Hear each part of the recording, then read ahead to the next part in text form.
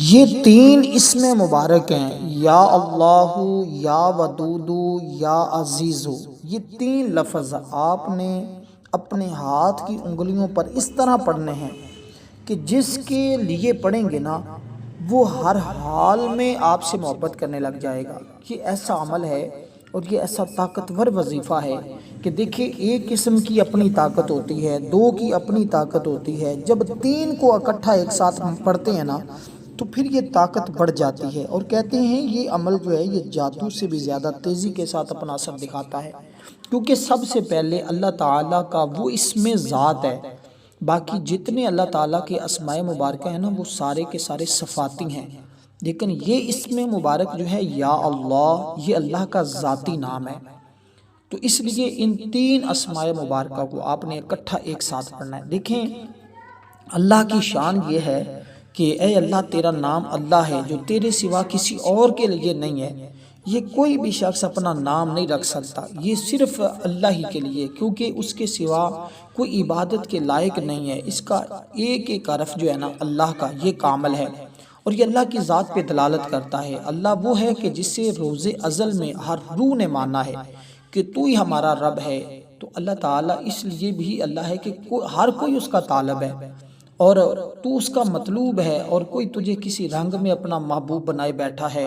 تو اللہ تو اس لیے بھی اللہ ہے کہ ہر کوئی تیری تلاش میں صبح و شام اور سحر سرگرداں ہے۔ اے اللہ، تو اس لیے بھی میرا رب ہے کہ ہر بندے کی منزل تو ہی ہے، ہم تیرے ہی ہیں اور تو ہی ہمارا ہے، اور درمیان میں کچھ بھی نہیں ہے۔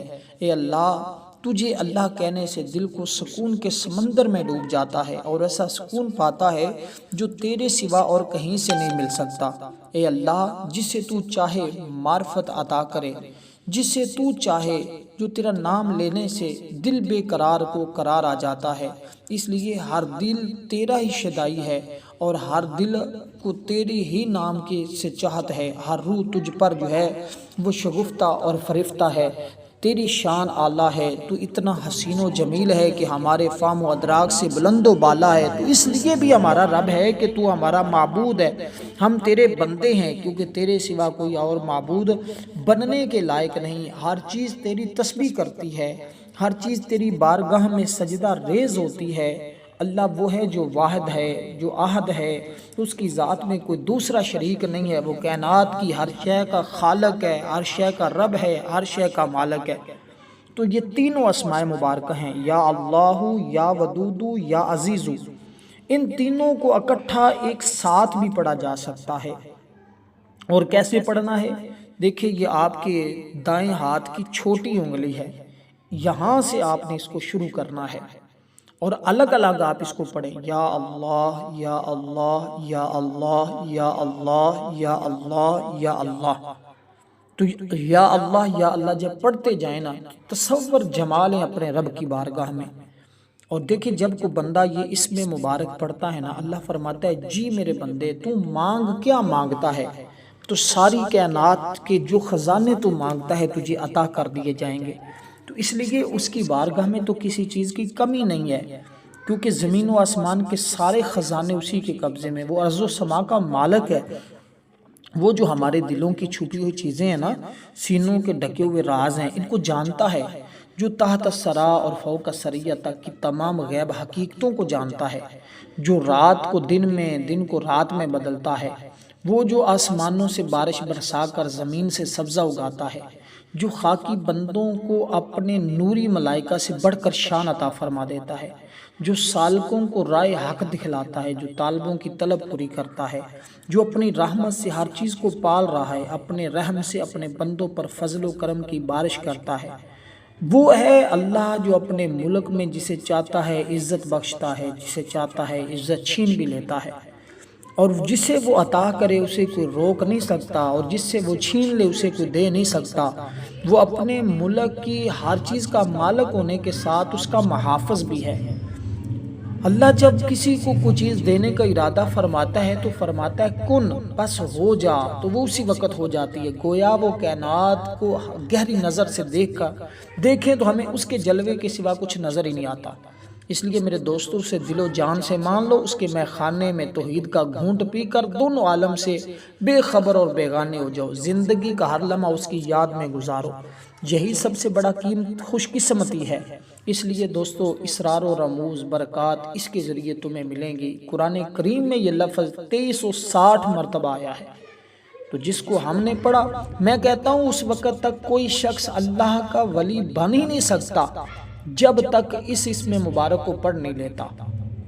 یہ اتنا کمال کا اسم مبارک، اس کے اندر محبت رکھی ہے، اس کے اندر چاہت رکھی ہے، اس کو پڑھیں تو دلی سکون ملتا ہے اور دل کی دنیا بدلتی ہے، دل کی کفیات بدلتی ہیں۔ اس لیے دوستو اس کو پڑھتے جائیں اور پھر دیکھتے جائیں کیسے کیسے انعامات کی بارش ہوتی، جن کے بچوں میں بد اخلاقی ہے، جن کی اپنی زندگی میں بے سکونی ہے اور جن کو کہیں سے راحت نہیں مل رہی، کہیں سے سکون نہیں مل رہا، جس کے دل میں محبت پیدا کرنا چاہ رہے ہیں، اگر کسی عورت کا خامد بد اخلاق ہو چکا ہے، بات بات پر بد زبانی بد سلوکی کرتا ہو، عورت کو چاہیے عشاء کے بعد بیٹھ جائے، فجر کی نماز پڑھ کے وہی 10 منٹ کے لیے بیٹھ جائے اور سب سے پہلے حضور کی ذات پر درود پاک پڑھے۔ 10 مرتبہ درود پاک پڑھنا ہے جو ہم نماز کے اندر پڑھتے ہیں، اللہم صلی علی محمد وعلی آل محمد کما صلیت علی ابراہیم وعلی آل ابراہیم انکا حمید مجید، اللہم بارک علی محمد وعلی آل محمد کما بارکت علی ابراہیم وعلی آل ابراہیم انکا حمید مجید۔ تو درود پاک پڑھیں۔ ایسے ہی اگر کوئی عورت اپنے خامند کے ساتھ اچھا سلوک نہ کرتی ہو تو خامند بھی یہ عمل کر سکتا ہے، انشاءاللہ بیوی میں وہ محبت پیدا ہوگی کہ جو آج تک اس نے نہیں دیکھی ہوگی۔ وہم اور وسوسوں کی بیماری کا علاج اس کے اندر موجود ہے، کیونکہ اس کے ذریعے تمہیں غلبہ نصیب ہوگا۔ دیکھیں یا عزیزو کا مطلب یہ ہے غالب، تو اللہ سب سے زیادہ غلبے والا ہے، سب سے زیادہ عزت والی ذات صرف اللہ تعالیٰ کی ذات ہے، اور اس کا مطلب یہ العزیز کا قوت اور غلبہ ہے۔ باصوفیہ کا قول ہے اس سے مراد وہ ذات جس کا مقام اتنا اعلیٰ اور عرفہ ہو جس کا حصول ناممکن ہو، عوام الناس کے فہم سے بالا تر ہو، اس کا ادراک ممکن نہ ہو، نہ وہ ذات مادی آنکھوں سے دیکھی جا سکے، نہ ہاتھوں سے چھوئی جا سکے، اس لیے ایسی ذات کو عزیز کہا جاتا ہے کہ غلبہ مثبت معنوں میں ہو اور محتاجی سے بھی اس کے ذریعے چھٹکارا نصیب ہو جاتا ہے۔ ہمیشہ ہمت کو سر بلند رکھیں، عہدہ اور منصب تمہیں بحال ہو جائے گا، جیسے ارادے کے ساتھ، جیسی نیت کے ساتھ جو چیز مانگیں گے آپ کو ضرور مل جاتی ہے۔ تو دوستو اس لیے بحالی عزت کے لیے بری حرکت کی وجہ سے دوسروں کی نظر سے بندہ بعض اوقات ذلیل و خوار ہو گیا ہو، اپنی عزت بحال کرنے کے لیے اس کو پڑھیں گے تو آپ کی عزت بحال ہو جائے گی، ہر حال میں وہ شخص غالب رہے گا۔ جو اس کو پڑھتا ہے لاکھوں کی تعداد میں بھی اس کی پہچان ہوتی ہے، اس کی بڑی عزت کے ساتھ لوگ پیش آتے ہیں۔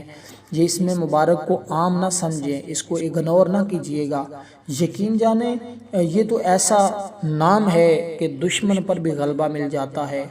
ظالم انچارج ہو، آفیسر کو زیر کرنے کے لیے، کسی بھی قسم کی آزمائش سے نکلنے کے لیے آپ اس کو پڑھیں گے تو انشاءاللہ کوئی آزمائش باقی نہیں رہے گی، ہر طرح کا غلبہ تمہیں اللہ تعالیٰ اپنے فضل سے اپنی رحمت کے ذریعے نصیب فرما دے گا۔ تو اس کے ساتھ دیکھیں یا اللہ اے اللہ، اس کو آپ نے پڑھنا ہے سب سے پہلے نمبر پہ، اور اس کی تعداد بھی بالکل مختصر سی ہے۔ اس کو آپ نے پڑھنا ہے صرف اور صرف اللہ تعالیٰ کا تصور، اپنے رب کا تصور رکھنا ہے کہ میرا رب ہی خالق ہے، مالک ہے، وہ انتہائی بزرگی والا ہے، اپنے مقام و مرتبہ کے لحاظ سے سب سے بلند و پایا ہے، شرف کے اعتبار سے سب سے اعلیٰ ہے، تو اس لیے وہ عظیم ہے، عرش مجید بھی ہے اور وہ عظیم ذات ہے۔ تو اس لیے آپ نے اپنے اس کے ذریعے صاحب عزت بندہ بنتا ہے اور بزرگی بھی ملتی ہے، تو اس کی زبان کے اندر تاثیر پیدا ہوتی ہے نا، پھر جس سے کلام کریں گے وہ محبت کرے گا۔ تو آپ نے اللہ تعالیٰ کو اس طرح پکارنا ہے، صرف اور صرف آپ نے اس اسم مبارک کو 10 بار پڑھنا ہے، لیکن ایک سانس میں پڑھیے گا۔ پڑھ سکتا ہے بندہ، کوئی مشکل نہیں ہے، بڑا آسان ہے۔ یہ وہ لوگ غلط کہتے ہیں جو کہتے ہیں کہ پڑھا نہیں جا سکتا، پڑھا جا سکتا ہے۔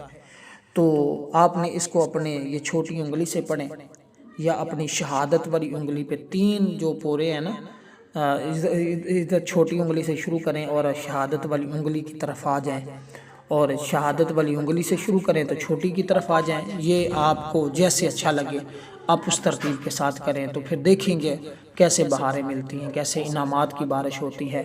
تو یہ اسم مبارک جو ہے نا یا ودودو، یہ دوسرے نمبر پہ ویسے آ رہا ہے، پہلے اللہ کا نام آ رہا ہے، پھر یا ودودو، یا اللہ مجھے محبت میں غلبہ عطا کر۔ کتنا مبارک ہے یہ، یا اللہ، اے اللہ، یا ودودو، اے محبت والے، یا عزیزو، اے غالب، مجھے غلبہ عطا کر۔ تو پہلا اسم مبارک آپ نے اللہ کا نام لیا، جیسے میں نے کہا ایک سانس میں لیا، پھر یا ودودو، اے محبت کرنے والے۔ اللہ ودود ہے کیونکہ وہ اپنے بندوں کے دلوں میں اپنی محبت پیدا کر کے پھر ان سے محبت کرتا ہے۔ تو عام طور پر محبت اس طرح ہوتی ہے کہ پہلے محبوب اپنے محب پر تھوڑا سا مہربان ہوتا ہے، جس سے محب محبوب سے محبت کرنے لگتا ہے۔ اگر محبوب محب کی محبت کا جواب محبت میں دے تو محبت گہری ہو جاتی ہے۔ یہی وجہ ہے جب اللہ اپنے کسی بندے پر مہربان ہوتا ہے نا تو وہ اللہ کی محبت میں گرفتار ہو جاتا ہے۔ دراصل یہ بندے کی محبت نہیں بلکہ اللہ ہی بندے سے محبت کرنے لگتا ہے۔ اس لیے دوستو یہ محبوب بننے کے لیے بڑا بہترین وظیفہ ہے۔ تو اس کو جائز مقصد کے لیے پڑھیں، اپنے بھائی کے دل میں، اپنی بہن کے دل میں، اپنی والدہ کے، والد کے اولاد ہے، ماں باپ ہے تو اپنی اولاد کے دلوں میں محبت اجاگر کرنے کے لیے۔ کوئی ایسا رشتہ ہے جو جائز تھا، حلال تھا، وہ اب سے ناراض ہو گیا ہے، اس کے دل میں محبت پیدا کرنے کے لیے۔